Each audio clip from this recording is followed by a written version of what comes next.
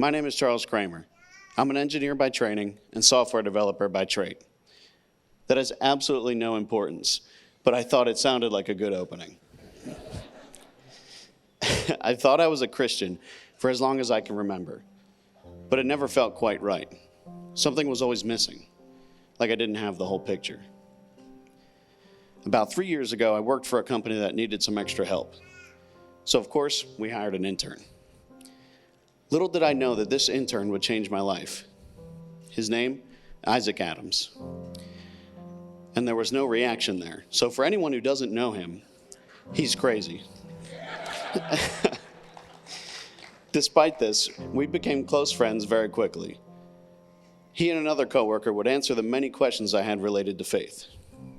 And one day, he decided to take things a step further and invite me to Covenant Fellowship. To which I thought, oh boy. But I agreed readily because I knew it had to be done. So the first Sunday I attended service, I met a lot of people. And with each new person I met, I was further convinced there was a large bowl of Kool-Aid somewhere I was not aware of. And then I met Jim Donahue. Now I love Jim. But the first time I met, I thought, this man definitely left no one else any Kool-Aid. And I was convinced that Jim was persuading me to join a cult. How can someone possibly smile so much? Over several Sundays, I started to enjoy the services, and somehow it felt different than my previous churches. And finally, sitting through one service one Sunday, Isaac and I saw a slide for the bridge course. We looked at each other and agreed that it would be beneficial for me to attend because I had, so many questions about God. And at Bridge, we had a chance to eat with our group and get to know one another. After that, we listened to an interesting talk which addressed specific topics like, is Jesus the only way? And why does God allow suffering? When the bridge discussion started, I finally had an outlet for all my strenuous questions in a group setting. And with my bridge group, I felt instantly welcome. We had leaders to turn to, and everyone had questions. We saw answers to questions as old as time, like, why am I here? Or questions that challenge God's goodness. And the best part, all were welcome. We were prodded, motivated, and baffled week after week.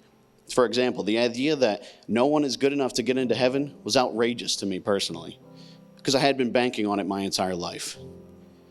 But above all, many of us were willing to become vulnerable and share what we were anxious about, including myself. More than anything, I wanted to be a husband and a father, but I felt broken inside. It was around this time the bridge retreat was coming up, and Isaac encouraged me to attend, remarking that it was the best part of the bridge course. However reluctant I was, I still signed up. It was here that God changed my life. During the retreat, God spoke to me in a way that only He could, and in a way that only I could understand. And as a man of science and reason, it blew me away to experience God speaking to me through prayer. I realized that what I needed more than a wife, more than kids, was God. More specifically, His mercy and forgiveness. I needed Jesus to take away my sins and give me new life. So I sought just that. I humbled myself before Jesus and gave my life to Him. I asked Him to forgive me, and He did. And ever since, my life has had a different meaning to me. It allowed me to focus on Him and understand that the time for being a father and a husband would come, but not on my time, on His. So I prayed for patience. Since then, God has allowed me to meet someone. I took her to the next bridge course, and she also gave her life to the Lord. And just a few short months ago, we were married. Thank you.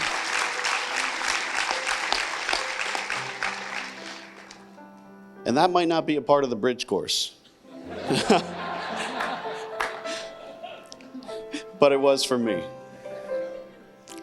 I hope my story has encouraged you to even come to the bridge course.